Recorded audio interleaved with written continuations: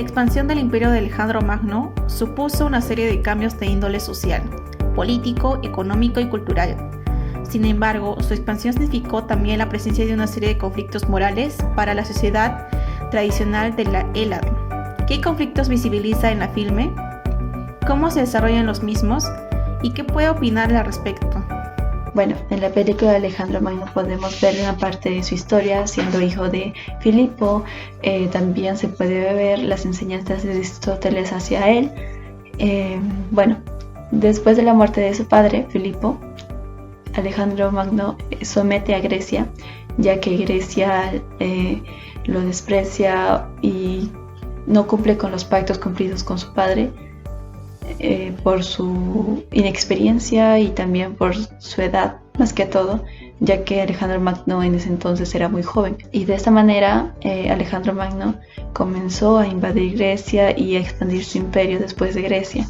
De esta manera, todo su ejército comenzó a seguirlo, a conquistar nuevas tierras. No había ningún conflicto hasta ese entonces. Pero mientras más se expandían hasta Asia, Alejandro Magno empezó a querer unificar a esta raza barbárica, según la llamaban los macedonios, con su raza.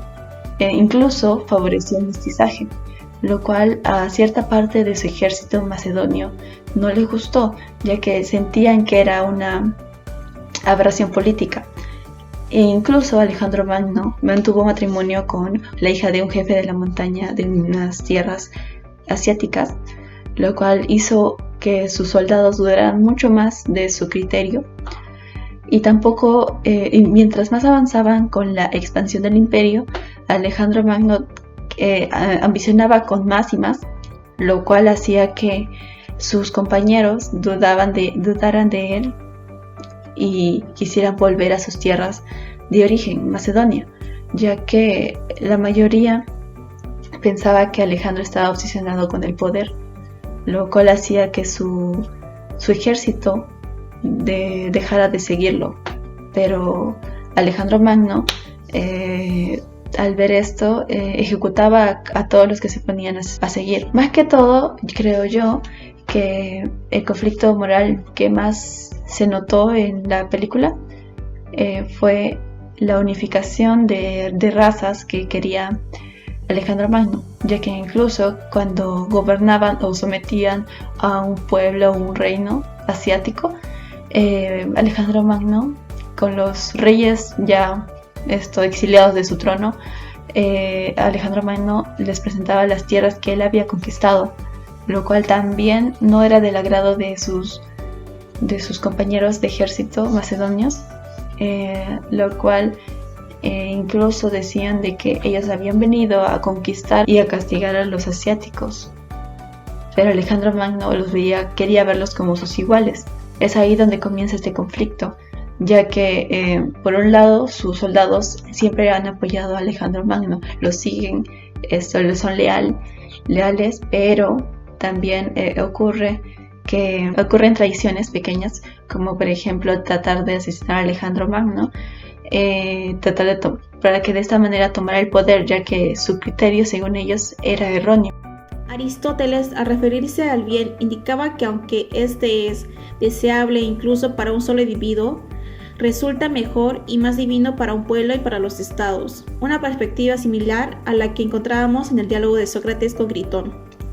Menos de un siglo más tarde, Epicuro de Samos indicará que el placer es el principio y el fin de una vida feliz, porque lo hemos reconocido como un bien primero y congénito, a partir del cual iniciamos cualquier elección o aversión. Si bien observamos diferencias entre la propuesta de bien en Aristóteles y Epicuro, ¿dónde radica la principal diferencia? ¿Y cómo se relaciona el inicio del periodo helenístico y el ascenso de Alejandro Magno con este cambio de ideas filosóficas? La filosofía helenística es el periodo de la filosofía griega que va desde la muerte de Alejandro Magno a una etapa histórica de la antigüedad, cuyos límites cronológicos vienen marcados por dos importantes acontecimientos políticos: la muerte de Alejandro Magno y el suicidio de la última soberana helenística. La herencia de la cultura helénica de la Grecia clásica que recibe el mundo griego a través de la hegemonía y supremacía de Macedonia, primero con la persona de Alejandro Magno y después de su muerte con los sucesores, reyes que fundaron las tres grandes dinastías que predominarían en la época, que serían la Ptolemaica, la Seleucida y la Antigónida. Es considerado como un periodo de transición entre el declive de la época clásica griega y el ascenso del poder romano. Los trabajos arqueológicos históricos recientes conducen a la revalorización de este periodo, y en particular a dos aspectos característicos de la época: la importancia de los grandes reyes dirigidos por las dinastías de origen griego y macedónico, unida al contenido determinante de decenas de ciudades cuya importancia fue mayor que la idea comúnmente aceptada durante mucho tiempo. Una vez muerto Platón, Aristóteles abandonó Atenas y acudió a la llamada de Filipo de Macedonia, sucesor de Aminta II, para hacerse cargo de la educación de su hijo, que era Alejandro Magno. La vida de Aristóteles discurrió durante el final de la etapa de esplendor de la Grecia clásica, la constitución del Imperio Alejandrino, que dio origen al periodo helenístico, el debilitamiento progresivo de las polis griegas enfrentados entre sí, fue hábilmente aprovechado por Filipo de Macedonia primero y por Alejandro Magno después. El reinado de Alejandro Magno solo duró 13 años. En ese periodo aplicó una política expansionista implacable que lo permitió crear el más vasto imperio de la antigüedad. Al final de su vida, sus dominios se extendían desde la península helénica hasta la India, e incluían Egipto y el antiguo imperio persa. Alejandro Magno unificó Grecia bajo su mando, con la independencia política de la polis. Sin embargo, su estrategia política se centró en la función con los pueblos conquistados y no en el sometimiento. Alejandro Magno murió a los 33 años, sin dejar descendencia, por lo que sus generales se disputaron la sucesión.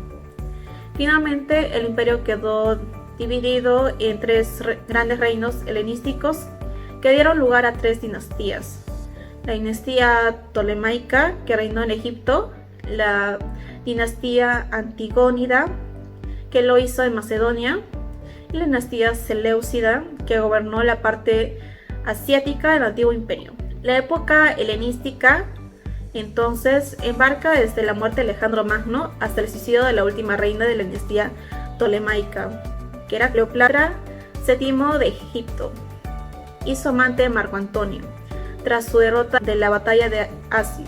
Los ideales que hicieron nacer la democracia decidieron al despotismo. Las formas simples del arte griego dejaron paso a la extravagancia y al lujo. La austeridad fue sustituida por el ansia de beneficios y riquezas. Los filósofos helenísticos decidieron especial atención a la consecución de una vida más plena y más entroncada en la verdadera naturaleza del ser humano que los sistemas filosóficos anteriores. Las crisis del mundo griego y la desmembración del imperio de Alejandro pusieron fin a un tiempo de esplendor, donde la polis era el centro de la vida. Durante el periodo helenístico, la ciencia tal y como las entendemos hoy se desplazaron de la filosofía, concepto que en la antigüedad comprendía todo el saber. La segunda pregunta abarca dos citas. La primera sería sobre Aristóteles, cual se refiere sobre el bien, el que dice: deseable incluso para un solo individuo resulta mejor y más divino para un pueblo y para los estados. Esta es la cita de Aristóteles. Ahora pasaríamos a la cita de Epicuro de Samos en la carta a Meneceo, indicando: el placer es el principio y el fin de una vida feliz, porque lo hemos reconocido como un bien primero y congenido, a partir del cual iniciamos cualquier elección o adversión. Una vez dicho esto, pasaremos a la pregunta, la cual nos dice: ¿dónde radica la principal diferencia? Bueno, volvemos a la primera cita, que nos dice: deseable incluso para un solo individuo resulta mejor y más divino para un pueblo y para los estados. La cita nos dice que cada una de nuestras acciones busca un bien, ya sea nuestro bien o el bien que traerá un beneficio a todos al mismo tiempo. Él decía que cada una de nuestras acciones tenía un fin y una consecuencia, y sería el bien o el bien supremo el cual enfoca al pueblo, y ese último debe ser el bien por el cual nosotros nos esforzamos. Asimismo, Aristóteles habla sobre la importancia de la política y cómo ella se enfoca en buscar el bien para el pueblo, dictando las cosas que debemos hacer y las que no. Por otro lado, en la cita yo pude encontrar una referencia a la película de Alejandro Magno, ya que en él desarrolla de qué manera podemos apreciar cómo Alejandro, en sus inicios como gobernador, intenta buscar el bien para todo su reino y su gente, pero al pasar del tiempo deja de pensar en ello y más se enfocó en los beneficios del mismo, ya que no se ponía en los pies de su ejército hasta el momento en el que resultó herido en combate. En la segunda cita, que vendría a ser en la carta a Meneceo, según la cita, el placer es el principio y el fin de una vida feliz, porque lo hemos reconocido como un bien primero y congenido a partir del cual iniciamos cualquier elección o elección. Según lo que puede identificar de la cita sobre la lectura, es que una persona busca el placer para sí mismo, para su cuerpo, y además uno busca placer para sanar el dolor. Pero si no hay dolor, no hay necesidad del placer. Es aquí donde radica la diferencia entre Aristóteles y Epicuro, ya que por un lado nos habla sobre la búsqueda del bien para nosotros y para todos los que nos rodean. En cambio, Epicuro nos habla sobre la búsqueda del placer para nosotros y que no hay la necesidad de buscar placer o el bien, si no hay la necesidad. Y es aquí donde encontraríamos la principal diferencia entre ambas citas. Ahora pasaríamos a la pregunta número 2, que nos dice: ¿cómo se relaciona el inicio del periodo helenístico y el ascenso de Alejandro Magno con el cambio de ideas filosóficas?